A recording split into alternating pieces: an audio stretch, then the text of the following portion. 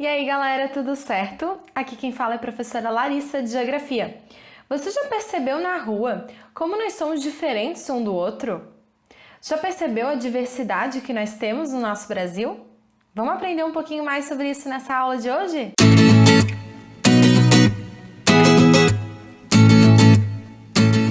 Vamos começar então a nossa aula sobre essa diversidade toda que nós temos no nosso país e que é tão maravilhoso, né, gente? E essa diversidade a gente tem por conta do que a gente chama de miscigenação. O que isso significa? Que a gente tem aí uma mistura de culturas, de etnias, de raças, né, de todos os lugares do mundo praticamente.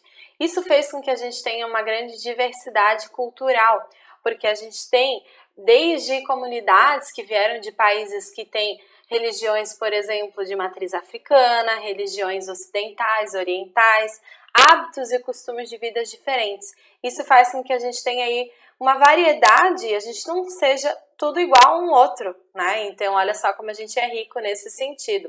A gente tem tanto religiões, hábitos, tradições, festividades diferentes pelo nosso Brasil todo.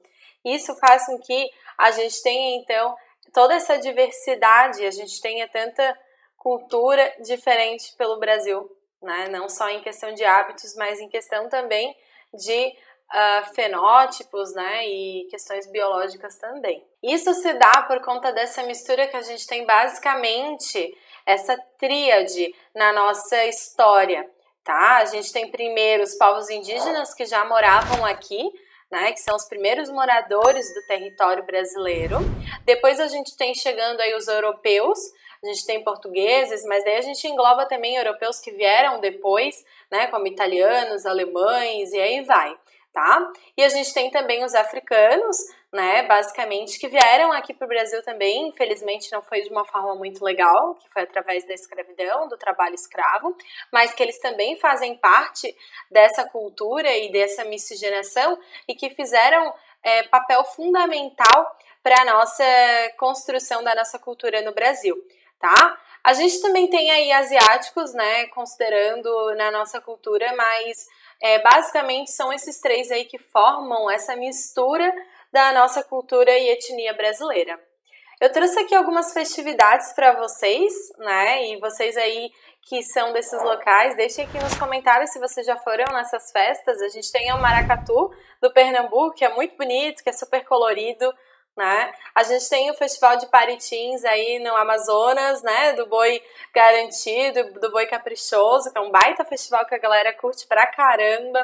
A gente tem aí o Festival do Cururu e do Siriri, né, na região centro-oeste do Brasil, que é um festival também bem bonito, é um grande festival. A gente tem a Festa do Divino também, aqui no sul a gente também tem a Festa do Divino, mas é principalmente no estado de Minas Gerais, que é uma festa católica, né? A gente tem o Boi de Mamão, que aqui em Santa Catarina, o pessoal, assim, é uma festa super tradicional, com boi de mamão, com a bernunça, né? Então a gente tem aí festividades bem presentes na nossa cultura. E quando a gente fala sobre cultura e sobre diversidade, é legal a gente se perguntar que, infelizmente, a gente tem muito preconceito, né, na nossa cultura por conta de ideias que foram implantadas para que a gente pense dessa forma.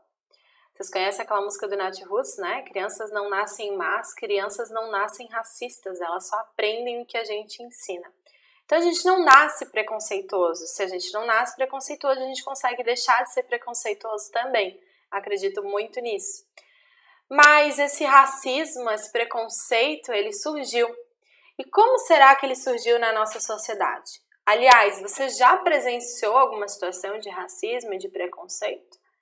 Porque às vezes a gente acha que não é racista, que não é preconceituoso, mas a gente não percebe as coisas que a gente fala.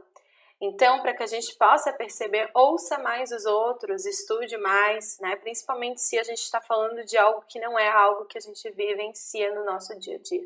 Converse com as pessoas, leia, né? Agora no mundo de internet, veja, acompanhe, né? A gente está vivendo aí um caso bem complicado nos Estados Unidos e é muito importante a gente falar sobre isso, a gente conhecer e aprender um pouco mais sobre isso antes da gente vir já com respostas.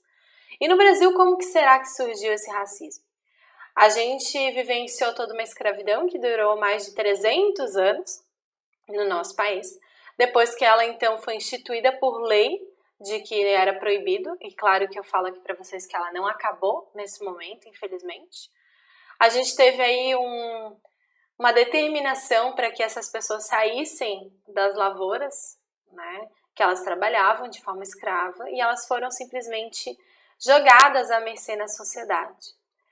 Mas no Brasil, como a gente teve uma mistura muito grande de pessoas brancas com pessoas pretas, né, o nosso Brasil ele passou a ser majoritariamente negro. E nessa época, né, o racismo ele era muito presente na sociedade, assim como é hoje, mas de uma forma que hoje a gente... Que bom, né, que a gente proíbe muito de ter vários discursos, nessa época não. Tanto que se falava sobre raça pura nesse período, tá? Aqui eu trouxe um recorte de uma publicação para vocês darem uma olhadinha. Até pode pausar aqui o vídeo para ler, que eu não vou ler para vocês, né, mas vocês podem pausar. Falando então da questão da pureza de uma raça branca. E falando então que a gente deveria ter uma raça muito mais pura, onde a gente deveria ter uma mistura maior de pessoas brancas na nossa sociedade, né? Então, quando a gente tem o fim da escravidão, a gente poderia ter um emprego para esses ex-escravos nas fazendas de café, por exemplo, no Brasil. Mas o que aconteceu? A gente importou pessoas da Europa, principalmente, né, italianos e alemães, com o objetivo de embranquecer a população do Brasil. Então não é contra, jamais essas pessoas que vieram para cá foram pessoas guerreiras, pessoas que saíram das suas casas, quiseram vir ao Brasil para construir uma nova vida, né? Então a gente não deve desmerecer, muito pelo contrário. Mas pensar por que o governo tomou essa decisão. E foi basicamente por isso, né? Para embranquecer a sociedade. A gente chama isso de movimento eugenista. Esse movimento, então, que tinha o objetivo de embranquecer a população, pensando que a raça branca é que era a raça mais pura. O Hitler fez isso na Alemanha nazista, né? Quando ele chamava, então, da raça ariana. Então, o Brasil ele também passou por isso, tá? Então, quando a gente fala aí de racismo, ele não é algo de agora, né? E foi algo construído na nossa sociedade, de uma sociedade, de um grupo de pessoas que pensavam ser maior ou melhores do que outro grupo de pessoas. Então vamos tirar aquela ideia de que somos todos iguais, estamos todos no mesmo barco, porque nós estamos todos no mesmo mar, mas nós não estamos todos no mesmo barco, nós não temos todos a mesma condição, né? Então vamos pensar um pouquinho sobre isso, vamos compreender e entender e assistir e ouvir, né, pessoas que estão aí desses movimentos de luta, porque isso é muito importante. Se você não sofre na pele isso, o seu irmão do seu lado sofre, né? Seu vizinho, o seu amigo, o seu colega, o seu parente, enfim. Vai ter sempre alguém aí que vai estar sofrendo sobre isso. Pessoal, esse vídeo eu quero deixar também um recado aí a toda essa comunidade, né, que a gente vê aí nos Estados Unidos que está lutando por essa questão, né, pelo movimento negro. Eu não sou uma mulher negra, eu sei que tem muito essa questão do espaço de fala, mas eu sou professora e é meu papel também falar sobre isso. Eu não posso falar em nome dessas pessoas, mas eu posso também trazer essa mensagem para também fazer um alerta e trazer aí uma reflexão nesse momento, tá? A gente tem que sim se importar com vidas negras, né, assim como vidas brancas, toda vida importa, e é um momento assim bem triste, mas esse não foi o único acontecimento. A gente tem aí no Brasil diariamente, né, centenas, milhares de pessoas que morrem, principalmente pessoas negras, então é importante que a gente reflita sobre isso, tá bom?